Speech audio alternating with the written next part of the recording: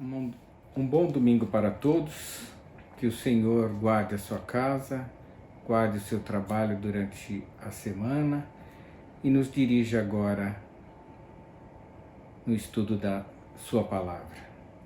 A Escritura diz em 2 Timóteo capítulo 3, no versículo 16 e 17, diz assim: toda a Escritura é inspirada por Deus, útil para o ensino, para a repreensão, para a correção, para a educação na justiça. E o 17 continua: a fim de que o homem de Deus seja perfeito e perfeitamente habilitado para toda boa obra. Paulo escreveu a carta às igrejas. Ele escreveu a igreja de Romanos, depois a igreja de Coríntios, ele escreveu 2 cartas, a igreja de Gálatas, Efésios, Filipenses, Colossenses. E a igreja de Tessalonicenses, ele escreveu mais 2 cartas. Então, essas 7 igrejas para as quais Paulo escreveu 9 cartas, trazem explicações para cada uma dessas igrejas sobre a necessidade de cada uma delas. Paulo, então, escreve tirando dúvidas dos irmãos e edificando aquela igreja com aquela palavra que veio do Senhor. O Espírito Santo conduzia Paulo e Paulo trazia àquela igreja as explicações que eram necessárias para aquela igreja naquele momento. E eu chamei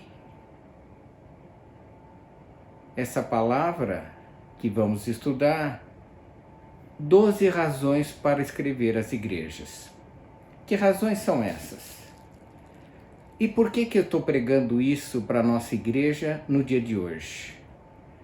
Porque ao preparar o sermão desse domingo, eu perguntei para o Senhor: o que eu devo dizer à igreja? O que eu devo levar à igreja? Porque a igreja não é minha, a igreja é do Senhor.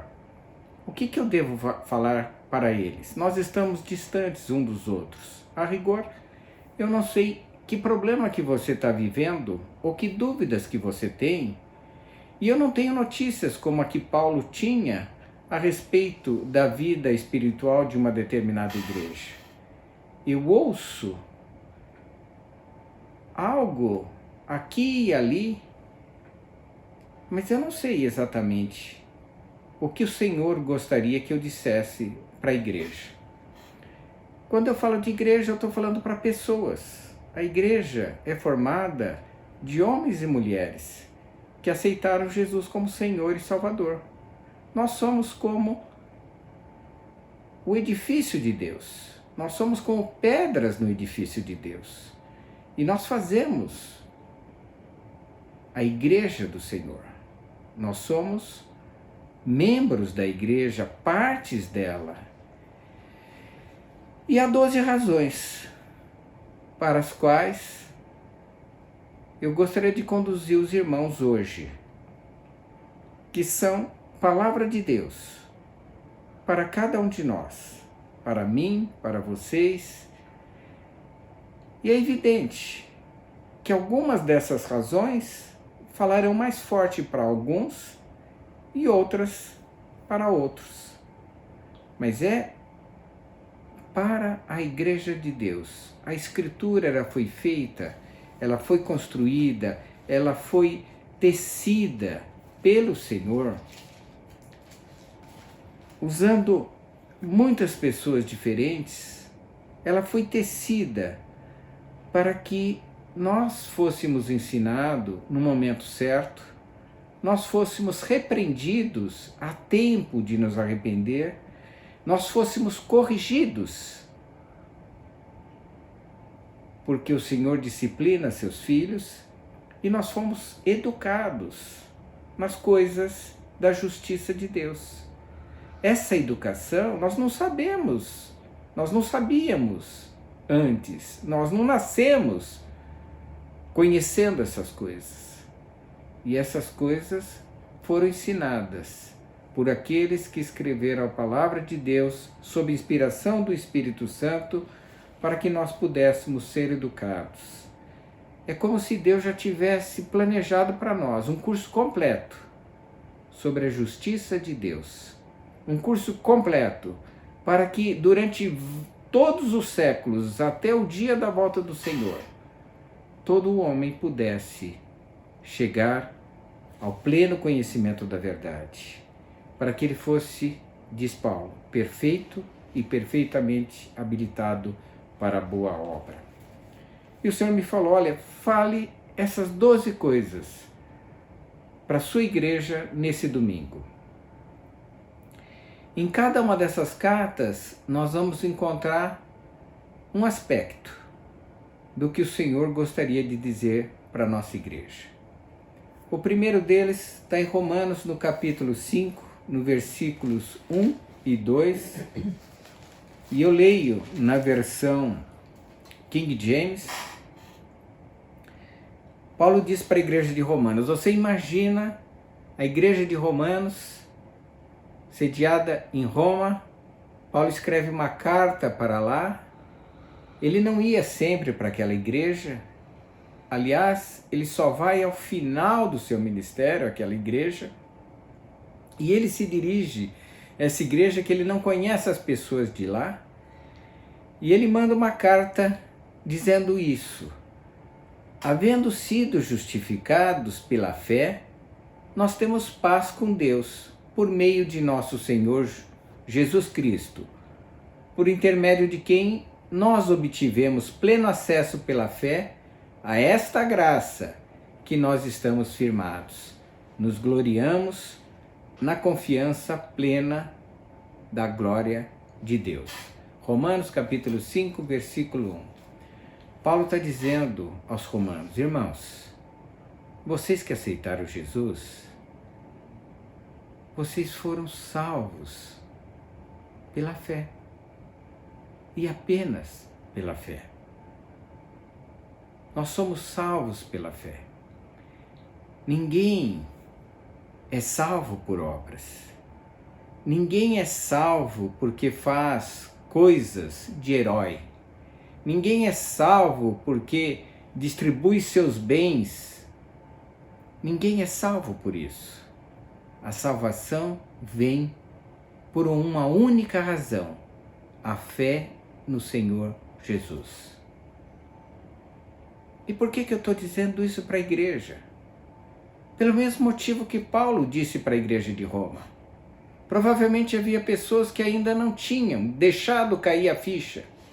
Irmãos, você é pecador. Você é pecador desde o nascimento. Nós nascemos em pecado. Nós não podemos melhorar para ir até Cristo. Nós somos salvos pela fé em Cristo Jesus. Somos salvos porque Ele morreu pelos meus pecados e ressuscitou. E é por isso que eu tenho a esperança de vida eterna. Nós somos salvos porque Jesus morreu pelo meu pecado, pelo seu pecado, individualmente. Isso nos leva a meditar no seguinte, por que Ele morreu? Porque eu sou pecador. E eu creio que Jesus morreu pelo meu pecado. E é isso que me salva. A fé na morte e na ressurreição de Jesus. E é por isso que em Romanos, Paulo diz que se com a tua boca confessares que Jesus é o Senhor, em seu coração creres que Ele ressuscitou dos mortos, serás salvo. Nós somos salvos de graça. Nós somos salvos porque um dia o Senhor, Ele mesmo, veio até nós e nos disse isso ao nosso coração. Ele nos escolheu. Você vê, à sua volta, há milhares e milhares de pessoas que ouviram essa palavra muitas vezes, mas não são salvas. Porque não creram. Porque não tem no seu coração essa certeza de que Jesus morreu por eles. Ou porque eles acham que não são pecadores, ou porque eles acham que são pecadores que não merecem perdão. Mas nós não merecemos mesmo. Jesus vem e nos salva porque Ele nos ama. Deus amou o mundo de tal maneira que entregou seu Filho unigênito, para que todo aquele que nele crer não pereça, mas tenha vida eterna. Irmãos, a primeira razão pela qual Paulo escreveu essa carta aos romanos, crentes, é a mesma razão porque eu estou dirigindo a você, irmão em Cristo. Você é salvo pela graça de Deus, e só pela graça de Deus. Você não merece, você é pecador, mas você é salvo pela fé em Cristo Jesus. Entendeu? Por isso que nós temos paz com Deus. Se nós temos paz com Deus, nós podemos chegar até Ele. Nós temos as portas abertas para ir até o Senhor. Por causa de Jesus, nós tivemos pleno acesso. Portanto, não tem mais obstáculo para você chegar a Deus, conversar com Ele, cantar com Ele, se alegrar com Ele. Você tem pleno acesso à graça de Deus. E nós estamos firmados nela. Por que será que eu estou falando isso? Porque você não está firme nessa graça? Porque você tem titubeado, tem tido dúvida? Você tem que ficar firmado nessa graça. Ela foi oferecida gratuitamente a você. Por isso que nós, Paulo diz aqui, gloriamos com plena confiança. Uma confiança que ninguém nos tira. Nós somos filhos de Deus, porque Jesus nos fez filhos de Deus. Essa é a primeira razão. Por isso Paulo escreveu para os romanos.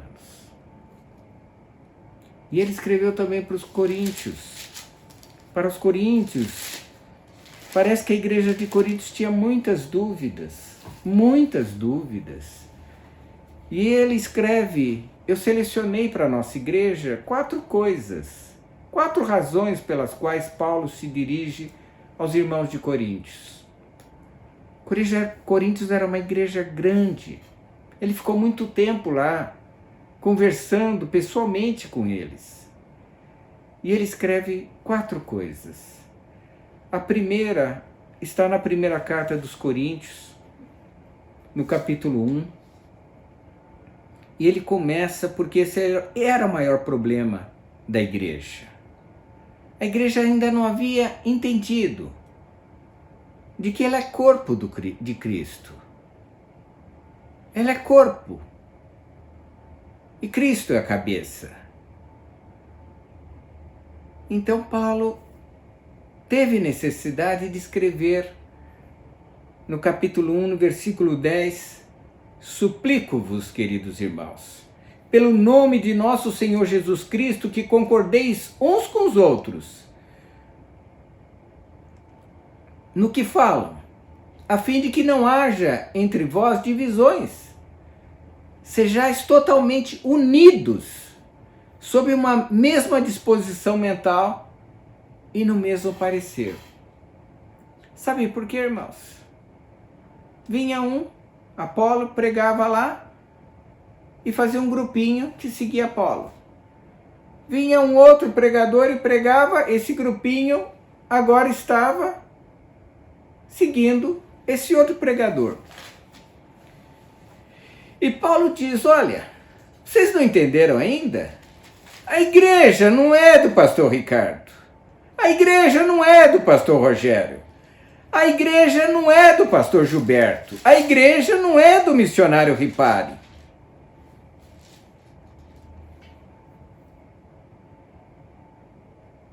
Entenderam?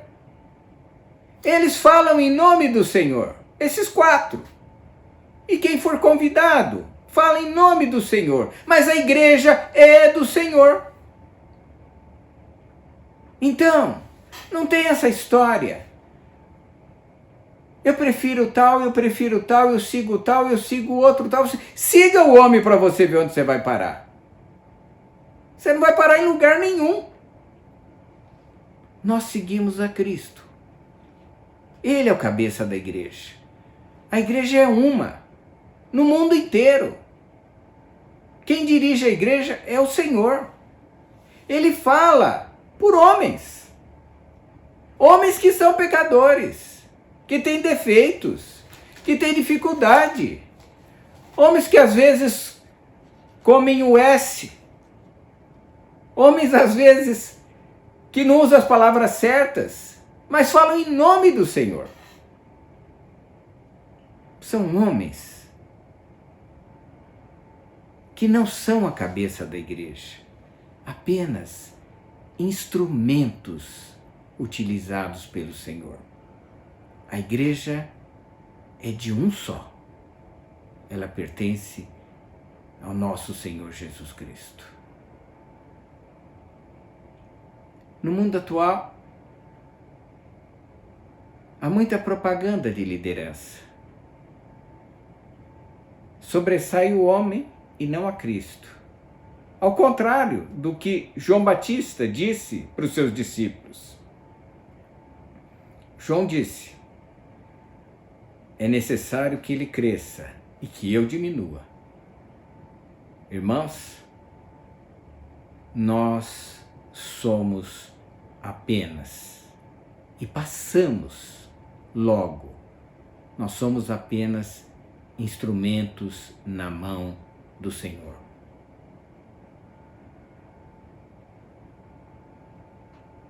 E a unidade na igreja é firmada na pessoa do Senhor Jesus. E só nessa pessoa.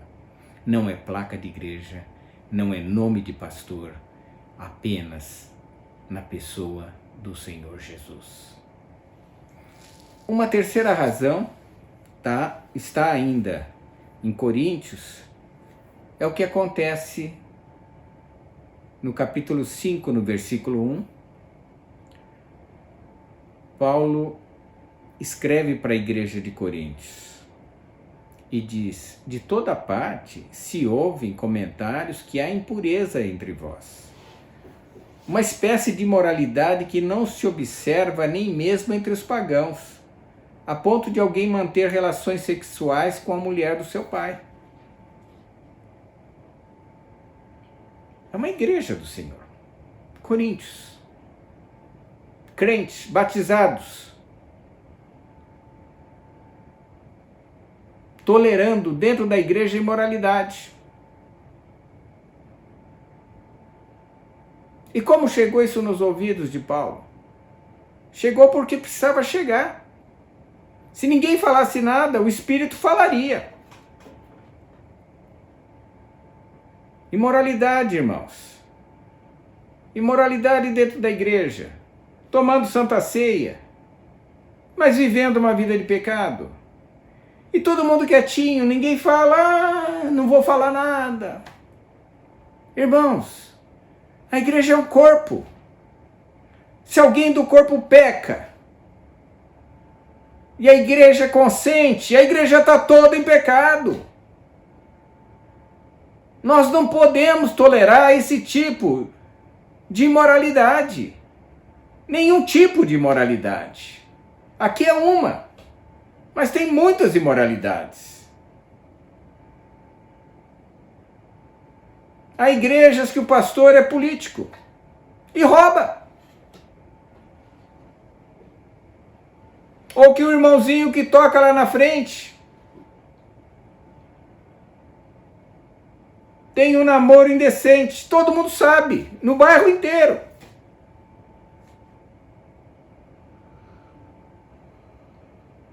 Ou que a irmãzinha vive mentindo. Tudo imoralidade, irmãos. Não é para viver assim.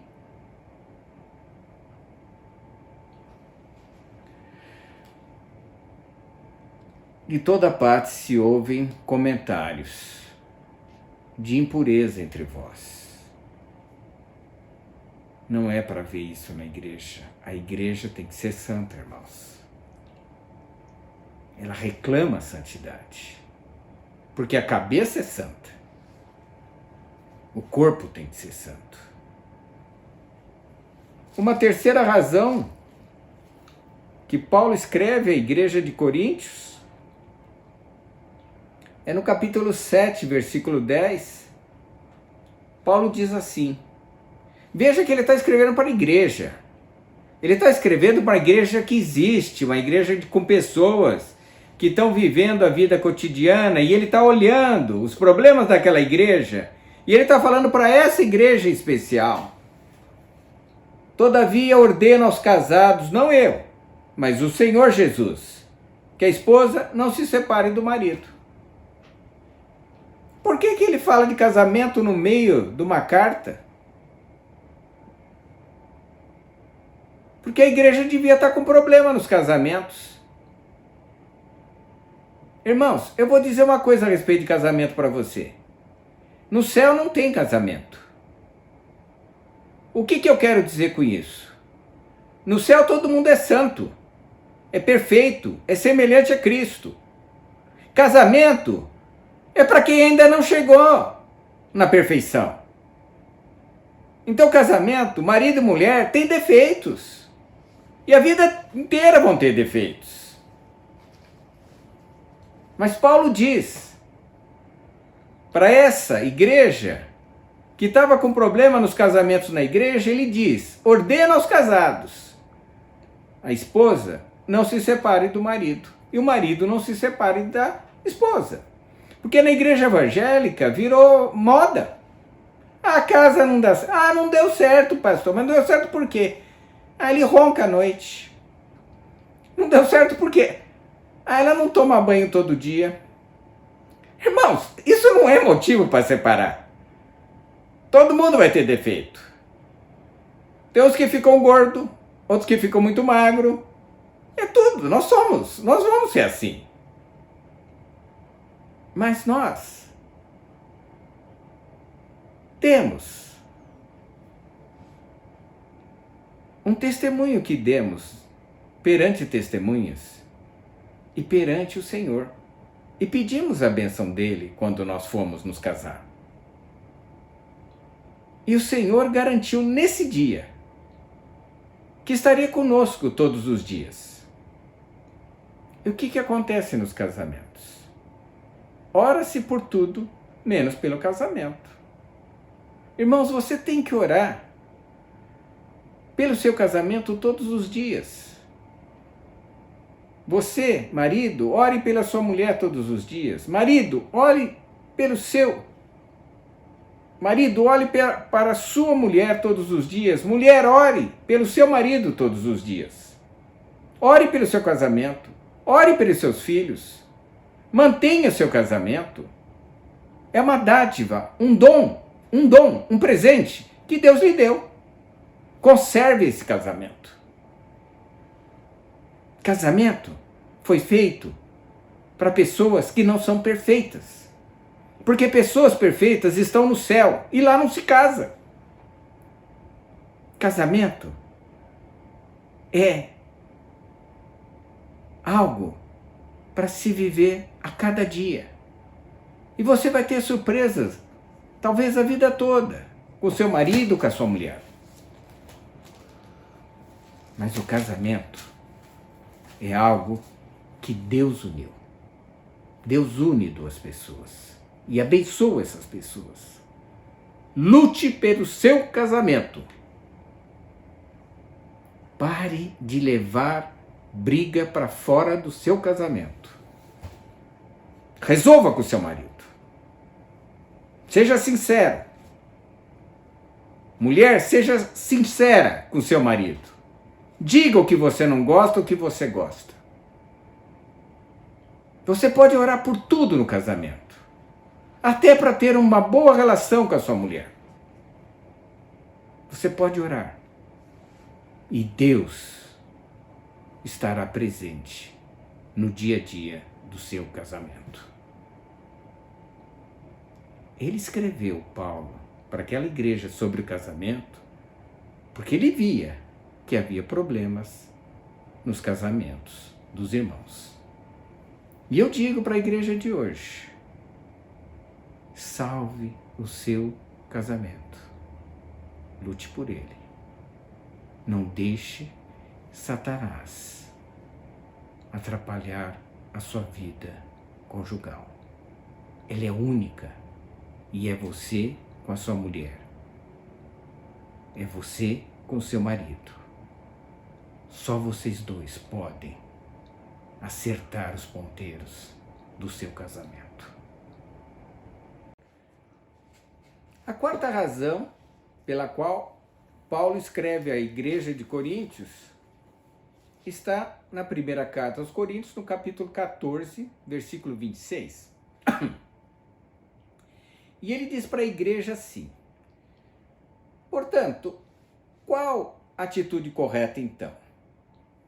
Quando vos reunir, cada um de vós tenha um salmo, uma mensagem de ensino, uma revelação, ou ainda uma palavra em determinada língua, e outro tenha a interpretação dessa língua.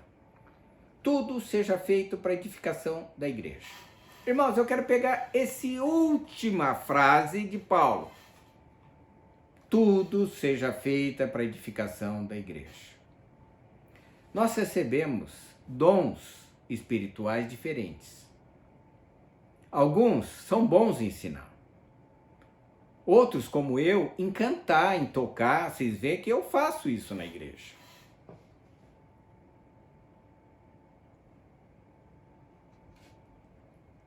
Não é verdade, né? Você veja que tem a pessoa certa para cantar. Tem a pessoa certa para tocar. Tem pessoas que dão testemunhos lindos na igreja.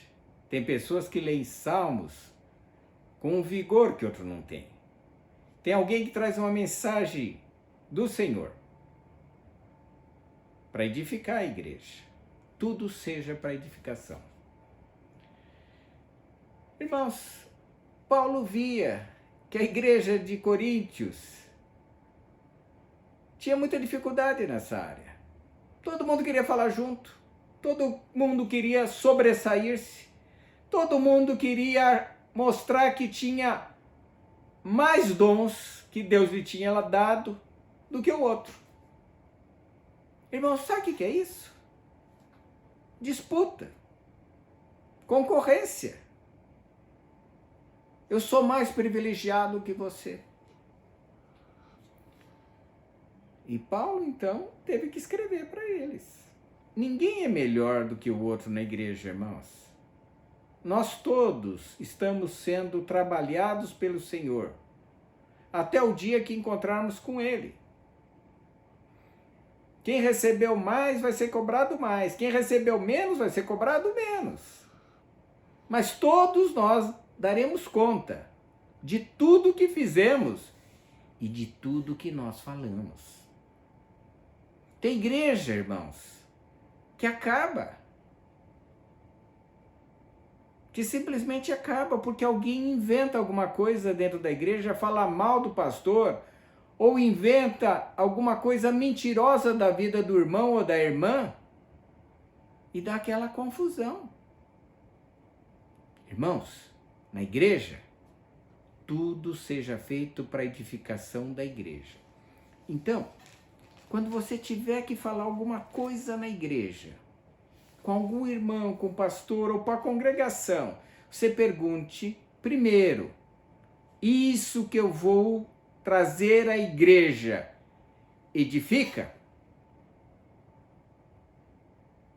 Se a resposta for não, irmãos, feche a sua boca, porque isso não vem do Senhor.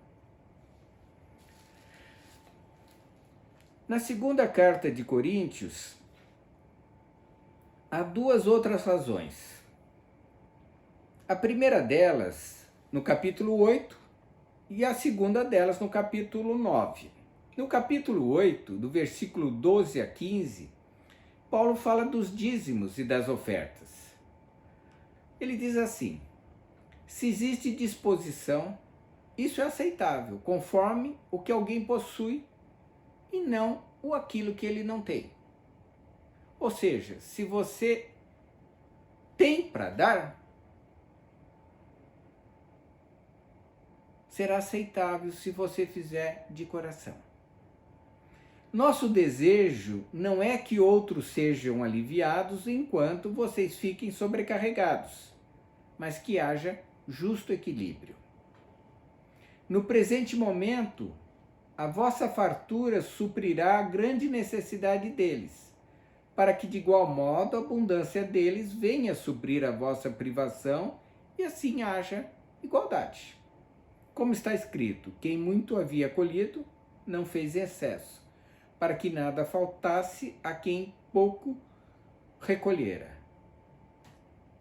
Irmãos, aqui está falando de você contribuir para a tua igreja. E é possível que você pense, não sobrou nada, pastor.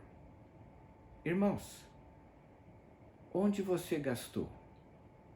Foi para a necessidade de sustento básica que você gastou e só nisso? Ou você gasta mal o seu dinheiro? E quando chega no fim do mês não tem para entregar à igreja. Por isso que Paulo fala, olha, separe antes aquilo que é do Senhor. E Deus tem promessa a respeito dos dízimos. Em Malaquias, ele diz que ele abre a porta dos céus e derrama bênçãos sobre você. Na segunda carta de Coríntios, no capítulo 9, no versículo 12, Paulo diz para a igreja o seguinte: ao ministrar essa assistência, não apenas estáis suprindo as necessidades dos santos, mas semelhantemente promovendo o transbordamento de variadas expressões de louvor e gratidão a Deus. Ou seja, quando você abençoa a vida de quem vai receber aquelas ofertas que você está dando, porque você sabe que alguém está precisando, através da igreja, receber aquilo que você está entregando. Isso promove um transbordamento, quer dizer, uma abundância de expressões de louvor e de gratidão a Deus.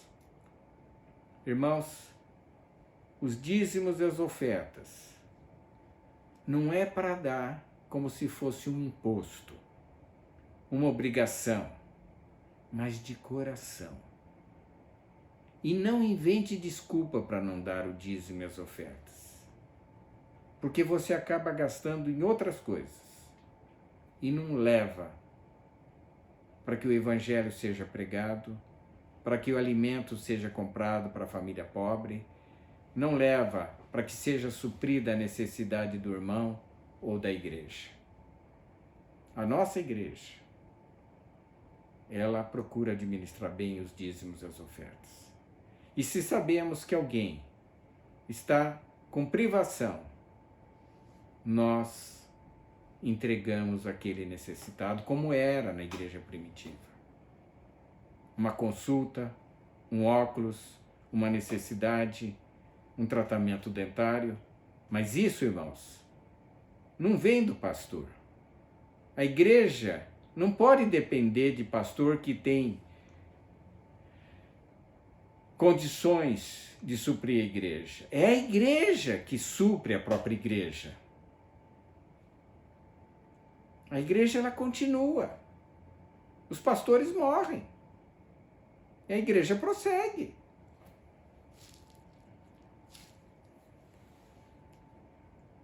Em Gálatas, irmãos, Paulo escreve uma outra razão. Gálatas 5, 16 e 17. Diz assim: portanto vos afirmo, vivei pelo Espírito, e de forma alguma satisfareis as vontades da carne, porque a carne milita contra o Espírito e o Espírito luta contra a carne. Eles se opõem um ao outro, de modo que não conseguis fazer o que quereis. E depois, então, Paulo descreve o que é o fruto da carne: a prostituição, a lascívia, a mentira, a porfia, a rixa. E os frutos do Espírito: amor, alegria, paz, longanimidade, benignidade, bondade, fidelidade, mansidão e domínio próprio. Viver pelo Espírito e você não alimenta a carne. Mas se você alimentar a carne, você vai produzir fruto da carne. O que você vai alimentar, você vai produzir. Se você alimenta o Espírito, fruto do Espírito. Se você alimenta a carne, fruto da carne. Não tem saída. É uma coisa ou é outra. Por que Paulo está dizendo para a igreja de Gálatas? Irmãos, é para a igreja olhar para ela própria e verificar que fruto que ela está produzindo. Você já parou para pensar que fruto que você está produzindo na tua vida? Ah, pastor, eu tenho muita dificuldade, me dá uma vontade e eu acabo fazendo. Depois eu vi que eu pequei. Essa vontade está sendo alimentada, irmãos. Você está alimentando a carne. Sabe por que você não consegue largar do vício? Porque você está alimentando ele. Pastor, eu caio sempre no mesmo pecado. Você está alimentando. Continua alimentando. Ele vai crescer, crescer, crescer. Vai dominar você. Alimente o Espírito. Com a palavra de Deus. Com a oração. Alimente o Espírito. Conversando com o Senhor. Alimente o Espírito. Com as coisas do Senhor. O que você alimentar, isso vai crescer em você. Ou cresce a carne, ou cresce o Espírito. Paulo, então, fala para a igreja de Gálatas. Que fruto você está produzindo, irmão? Qual é o fruto da tua vida? Ah, quando eu vi, eu já falei bobagem. Não é porque quando você viu, é porque você vive alimentando.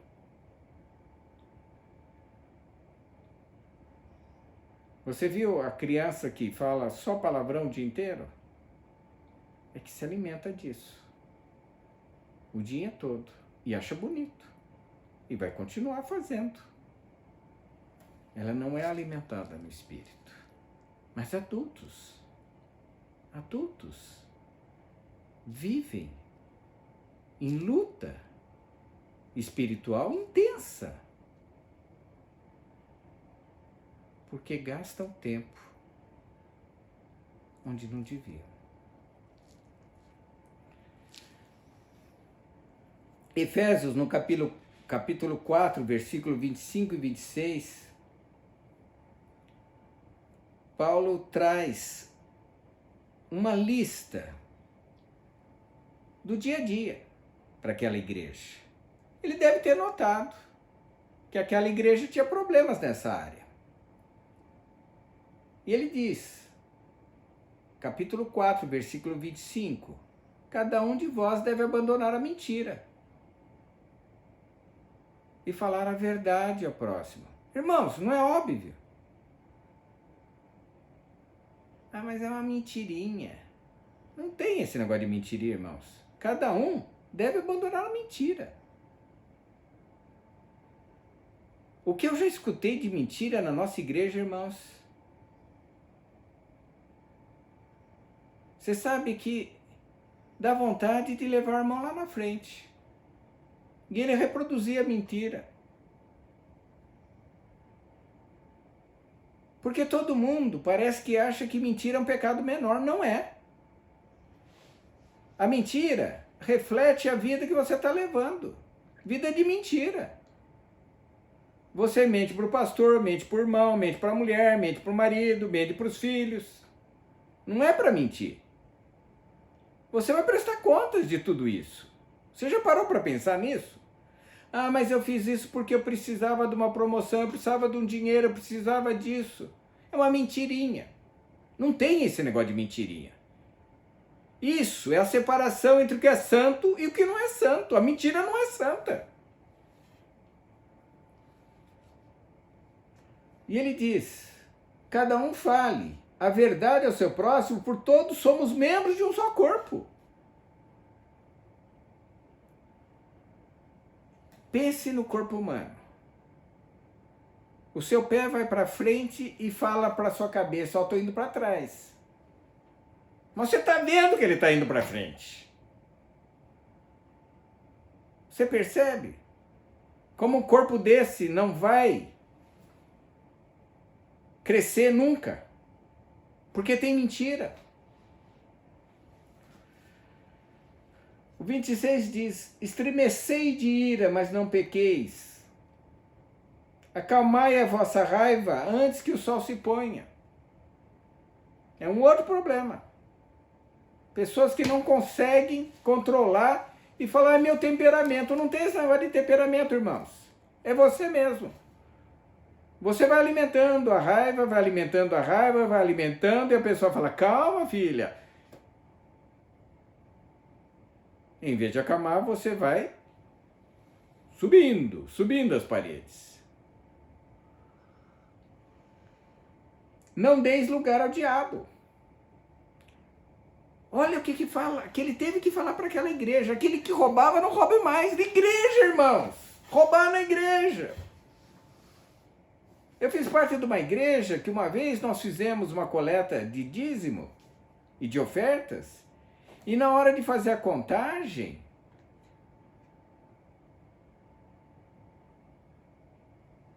descobriu-se, porque um irmão havia dito para o outro que estava entregando um cheque. E o cheque não apareceu, só tinha dinheiro. E conta daqui, conta de lá, cadê o cheque? Não tem cheque. E depois descobriu-se que o irmão falsificou o cheque. O cheque estava nominal à igreja, ele pôs uma assinatura atrás, foi no banco e sacou. Roubando a igreja. Aquele que roubava, não roube mais. O 29.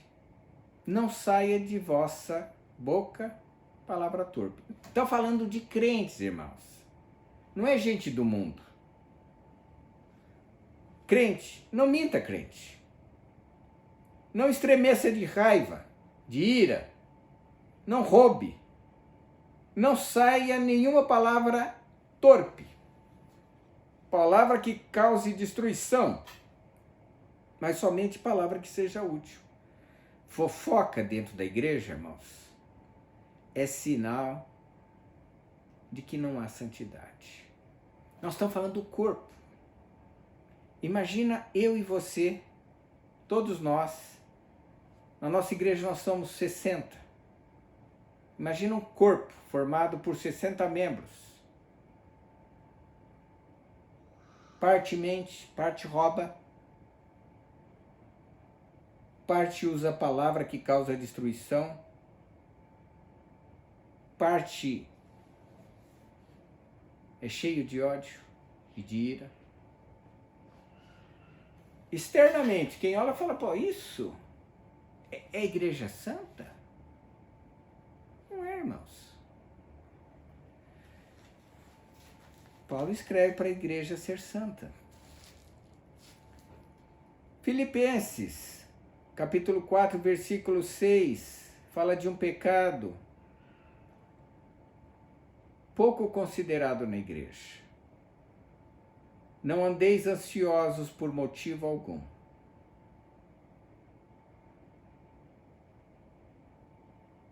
Ah, mas pastor, eu estou muito preocupado porque eu tenho uma prova para fazer. Ah, pastor, eu estou muito preocupado, minha tia está doente. Olha, pastor, eu estou muito preocupado porque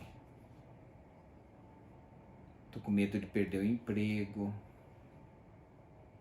Não ande ansioso por motivo nenhum motivo. Não há razão para isso.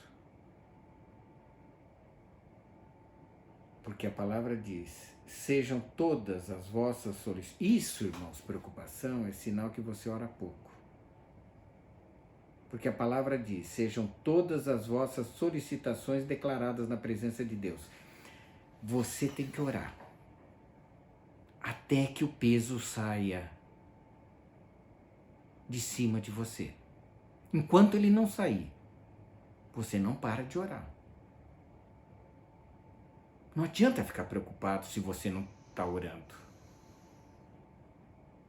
A preocupação só sai quando você entrega para o Senhor. Sejam todas as vossas solicitações declaradas na presença de Deus por meio de oração e súplicas com ações de graças. Irmãos, pecado de orar pouco causa ansiedade. Ora pouco. Ah, estou tão preocupado. Tem gente que liga para mim aqui em casa e pede para orar. Todos os dias. Eu oro. Mas essa pessoa precisa saber que ela mesma precisa orar para o Senhor até sair o peso. O peso não é meu, é dela.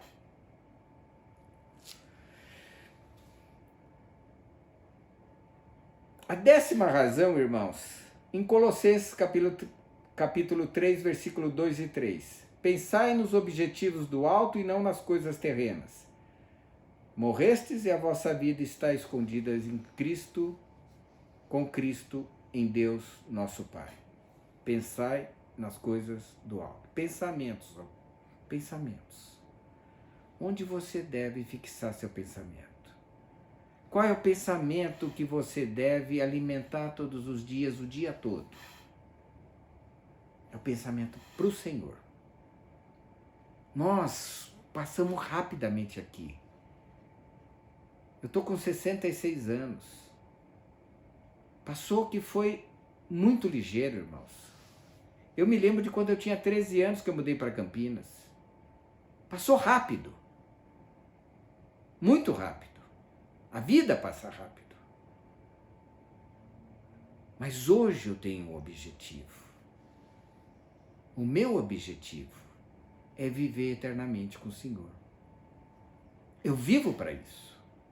Eu espero isso. Aqui eu vou trabalhando.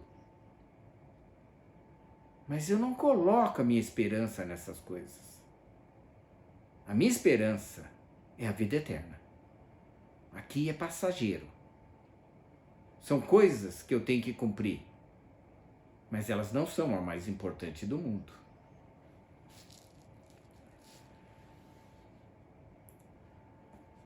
A 11ª, em 1 Tessalonicenses, capítulo 4, de 3 a 7, é ainda sobre a santificação, mas voltada para um aspecto específico. A vontade de Deus é essa, a vossa santificação. Afastai-vos da imoralidade sexual. Cada um de vós saiba viver com seu próprio cônjuge em santidade e honra, não dominados por paixão de desejo sem controle, à semelhança dos pagãos que não conhecem a Deus. Quanto a esse assunto, ninguém seduza ou tire proveito do seu irmão. O Senhor castigará todas as práticas iguais a estas, como já advertimos com toda certeza, pois Deus não vos convocou para a impureza, mas sim para a santificação. Irmãos, o nosso corpo é um dom de Deus, o nosso corpo. Ele foi concedido por uma vida de santidade e de pureza, não por uma vida de impureza. Não alimente com impureza. Nos dias de hoje, irmãos, você é chamado nos filmes, nas novelas, nos livros, nas revistas, no WhatsApp, no Facebook, em todo lugar você é chamado para a impureza. Mas Paulo escreve para... E naquele tempo não tinha tudo isso, irmãos. Mas Paulo já havia problema na igreja sobre impureza sexual. E entre os jovens, nós sabemos que há. E a advertência é feita porque ela é válida hoje. Fuja da impureza. Fuja. A impureza na internet, a impureza nos livros, a impureza na televisão, todo tipo de impureza. Impureza no casamento, impureza nas conversas. Nas conversas. Impureza. Sabe, a gente tem que vigiar isso daí, porque nós somos tão bombardeados que às vezes a gente fala sem pensar. Conta uma piadinha, faz uma, uma conversa meio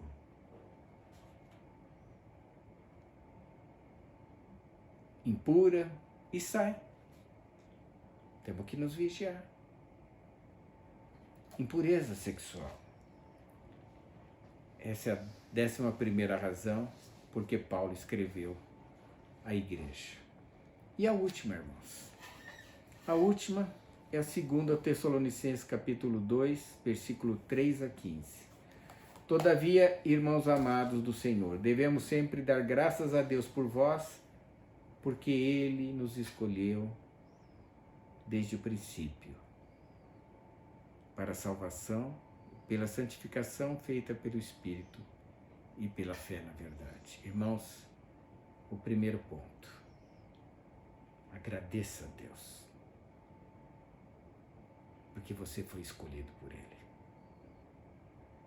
Se você está ouvindo essa mensagem e tem certeza de que você entregou a sua vida para Jesus, agradeça por Ele ter te chamado, por você ser dele, porque Ele te escolheu desde o passado remoto.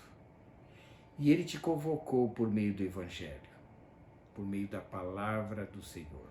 Ele te convocou.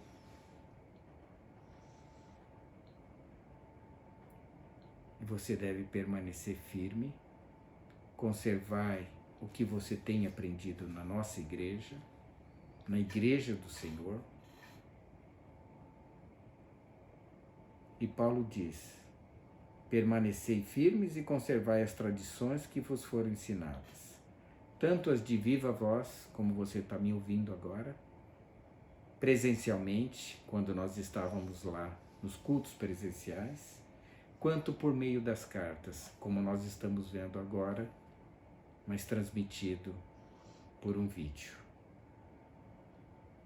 Permanece no Senhor, porque você foi chamado por Ele e você é dele. Irmãos, são essas as 12 razões pelas quais